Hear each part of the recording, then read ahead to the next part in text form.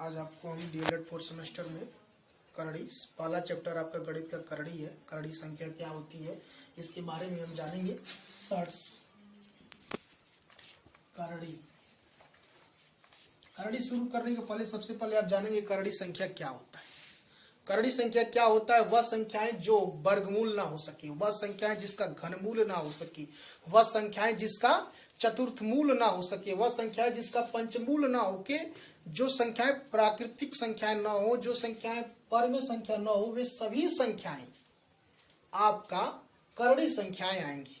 जैसे हम यहाँ पे कहें करड़ी 2 यानी 2 का वर्गमूल, 2 का वर्गमूल आपका पूर्ण संख्या के रूप में नहीं मिलेगा। ये आपका क्या है? करड़ीगत राशि हो जाएगा, करड़ी संख्या हो जाएगा। लेकिन करड़ी में 4 ये आपका करड़ी संख्या नहीं होगा।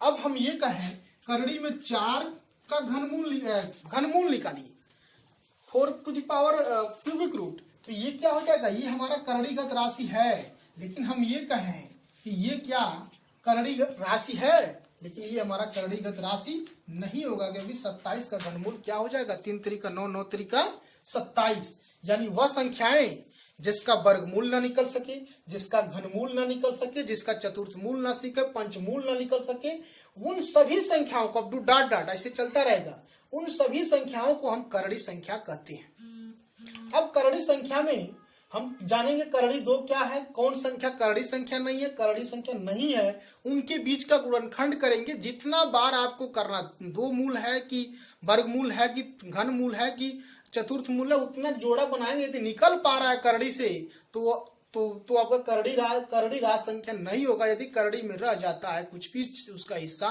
तो वह संख्या क्या होगा? करड़ीगत राशि होगा। अब इसमें कुछ आपको नियम हमने बताया होगा कि इस पे चीजें क्या होंगी, उन चीजों को आपको चर्चा कर देते हैं। इसके पहले मैंने आपको बताया था। हाँ, एक चीज और आप जान लीजिए, किसी भी संख्या को करड़ी को कैसे प्रदर्शित करते हैं? ऐसे प्रदर्शित करते हैं। मान लीजिए कोई संख्या x है, यदि इस पे n का घात है, तो यहाँ पे x क्या होगा? x क्या होगा? करड़ीगत, x क्या होगा? करड़ीगत राशि होगा। और n क्या होगा? n क्या होगा? करड़ी का घात होगा। n क्या होगा? करड़ी का घात होगा। n क्या होगा? करड़ी का घात होगा। अब इसके बाद से हम आपको बताएंगे, मान लीजिए अब इसका वैल्यू क्या हो सकता है। इसको करड़ी हटाना चाहते हैं, घात के रूप में लिखना चाहते हैं, तो ये होता है x to the power 1/n। अब आपको हम कुछ घात के नियम बता देंगे। घात के नियम आप जान जाएंगे, घातांक के नियम जान जाएंगे, वो आपके प्रयोग में आते हैं प्रश्नों को लगाने में। जैसे आपका पहला नियम है a to the power m गुणे a to the power n, a to the power m plus n। दूसरा है a to the power m division a to the power n हो जाएगा a to the power m minus n। तीसरा है आपका तीसरा है a to the power m to the power n, ये हो जाएगा a to the power mn। चौथा है आपका ab to the power n, ये हो जाएगा a to the power n b to the power n। पांचवा है a/b to the power n, ये हो जाएगा a to the power n b to the power n। छठवा है a टू द पावर 0 बराबर 1। यानी किसी भी संख्या का यदि घात 0 हो, चाहे वो संख्या कितना हो भी बड़ी हो, वह संख्या आपका क्या हो जाएगा? 1 हो जाएगा। अब कुछ करड़ी के नियम, कुछ करड़ी के नियम है। कौन कौन से करड़ी के नियम हैं? जैसे आपका है पहला इसमें है a टू द पावर करड़ी टू द पावर n, ये हो जाएगा 1/n into n equal to a। इसमें दूसरा नियम है आपका ab, ये हो जाएगा a।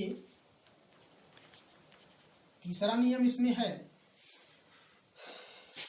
a/b, वही प्रक्रिया इसमें भी है।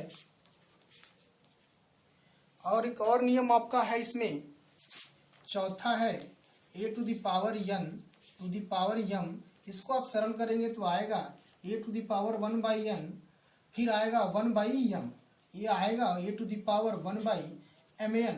आप इसको करड़ी में लिखना चाहें तो लिख सकते हैं ये कुछ नियम है। इन सभी नियमों को आपको अपने दिमाग में रखना पड़ेगा, क्योंकि प्रश्नों को सरल करने में इन सभी नियमों को आपको आवश्यकता पड़ेगी। तो आप इन सभी नियमों को आप ध्यान में रखिएगा, आप अपनी पुस्तक में इसको लिख लीजिएगा, याद करिएगा। अब हम चलते हैं कुछ एग्जाम्पल की तरफ। आपको कुछ एग्जाम्पल की सहायता से कुछ प्रश्नों को सॉल्व करेंगे।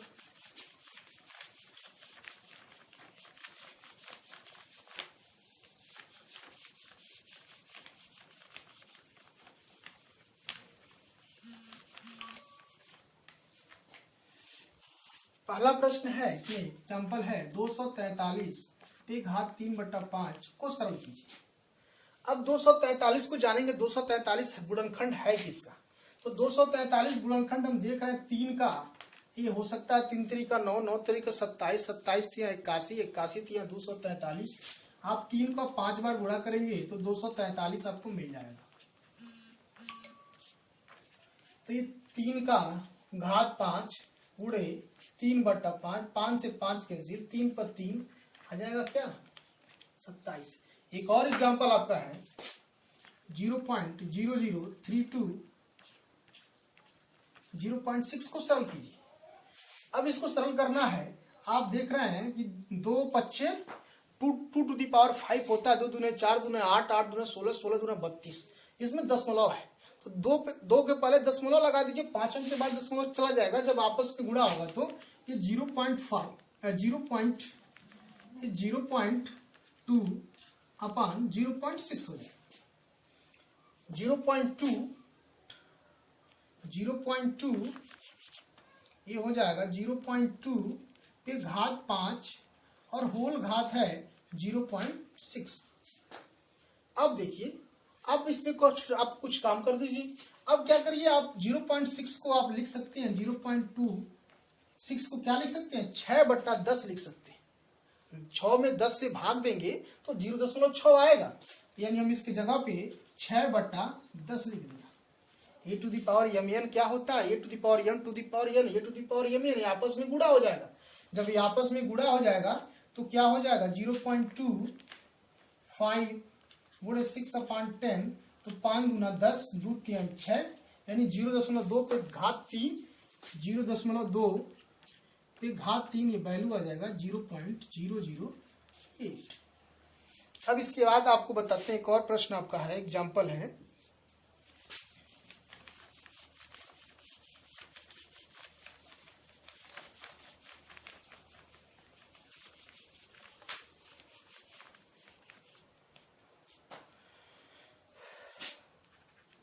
3 to the power 5 9 square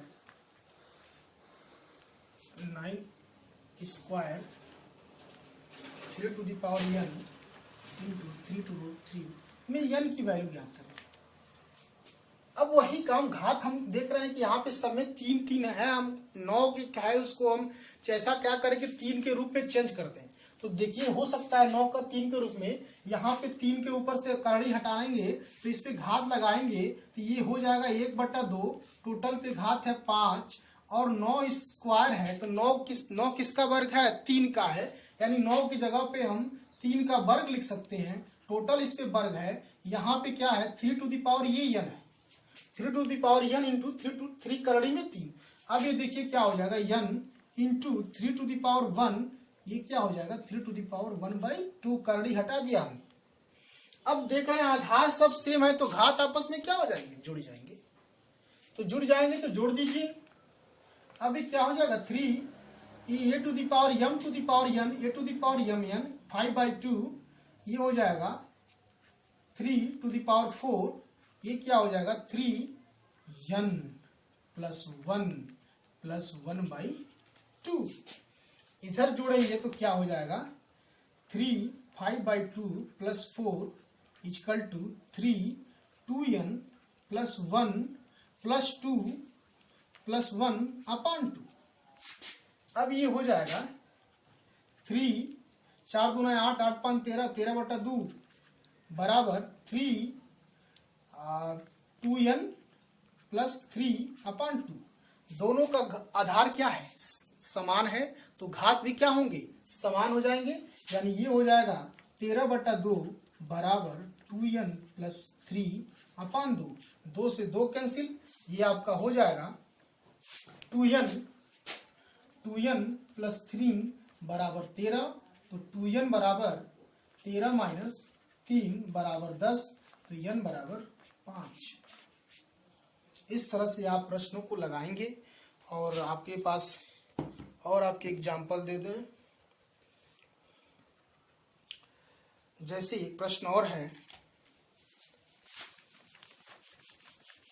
video लंबा ना हो। कितने मिनट का हो गया है? 10। एक सवाल और हो जाएगा।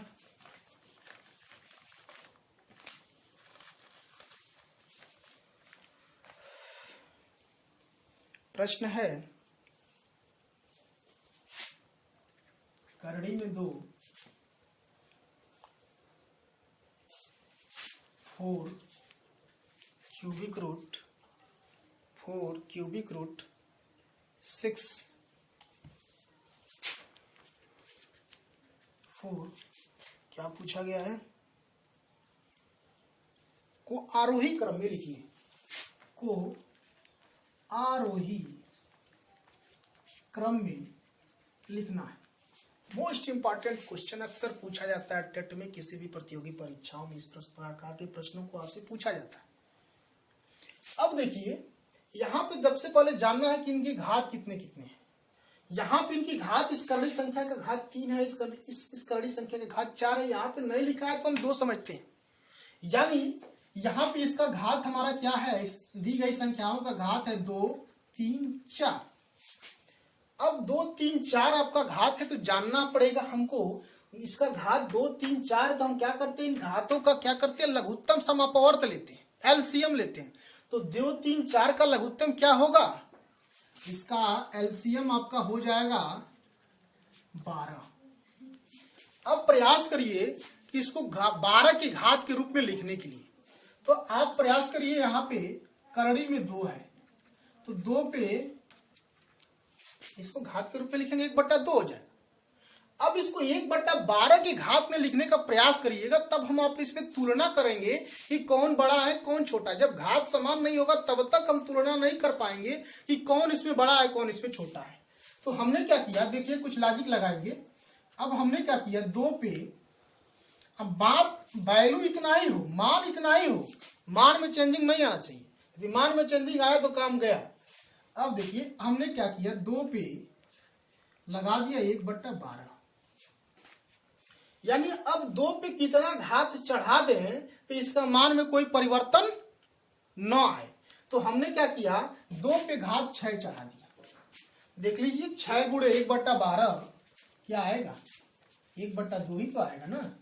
यानी 2 पे कितना घात था, 1/2, मान वही होना चाहिए। अब 2 पे 6 क्या हो जाएगा, 2 दूना 4, 4 दूना 8, 8 दूना 16, 16 दूना 32 और 32 दूना 64। यानी 64 पे 1/12। अब देखिए अगला है 4 क्यूबिक रूट। अब 4 पे 1/3 है। अब इसको हमको 12 के रूप में लिखना है। तो 4 पे हमने 1/12 तो चढ़ा दिया, लेकिन क्या 4 पे और घात लिखे कि इसका मान के वैल्यू बराबर ना आए, 1/3 ही आए। तो हम यहाँ 4 पे 4 लिख दें, 4 पे 4 घात लगा दें, तो क्या हमारा काम नहीं चल जाएगा क्या। 4 पे 4 घात लगा दें, 4 पे 4 घात लगा देंगे तो हमारा काम चल जाएगा। 4 × 1/12 क्या हो जाएगा, 4 × 1/12 क्या हो जाएगा, 1/3 ही आएगा। बात वही हमारा आएगा, लेकिन अब इसको हम 1/12 के रूप में लिख ले रहे हैं। 4 पे घात 4, 4 चौको 16, 16 चौको 64, 64 चौको 256, 256 पे 1/12। अब इसके बाद से है अगला प्रश्न है 6 पे 4 है, तो इसको हम घात के रूप में लिखेंगे तो 1/4 हो जाएगा। अब इसको हम 6 पर 1/12 लगाएंगे, तो अब यहाँ पे हमको 12 जब है यहाँ पे 1/4 लाना है तो 3 हो जाएगा। तो 3 हो जाएगा तो आ जाएगा 216 पर 1/12। यानी सभी संख्याओं को, तीनों संख्याओं को हमने 1/12 घात सेम कर दिया। तो अब छोटा बड़ा आसानी से हम समझ जाएंगे।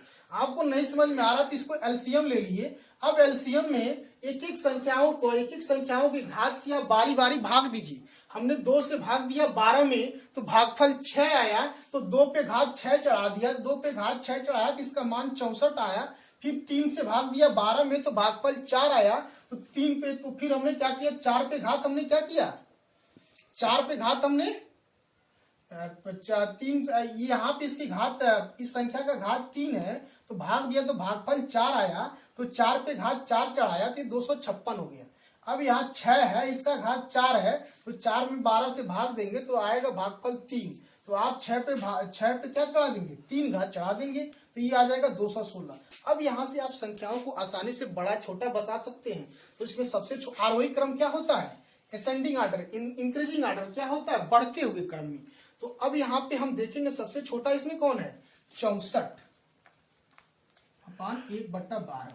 फिर इसके बाद से होगा 216/1/12। फिर इसके बाद क्या होगा, 256/1/12। अब 64 किसका मान है, करड़ी में 2 का, करड़ी में 2। फिर इसके बाद देखिए 216 किसका मान है, फिर इसके बाद देखिए 256 किसका मान है, इसी का मान है ना, यही है आपका आरोही क्रम में, यही इसका आंसर होगा। इस तरह की आपके प्रश्नावली में बहुत सारे प्रश्न है, इसको लगाइएगा। नेक्स्ट वीडियो में आपके फिर मैं 8-10 एग्जाम्पल आपके सामने प्रस्तुत करूंगा और इसको मतलब फिर आपको समझाने का प्रयास करूंगा। ज्यादा नहीं, वीडियो लंबा हो जाने के बाद फिर दोबारा मुझे करना पड़ा है, अपलोड नहीं हो पा रहा था। फिर आप लोग बहुत बहुत धन्यवाद।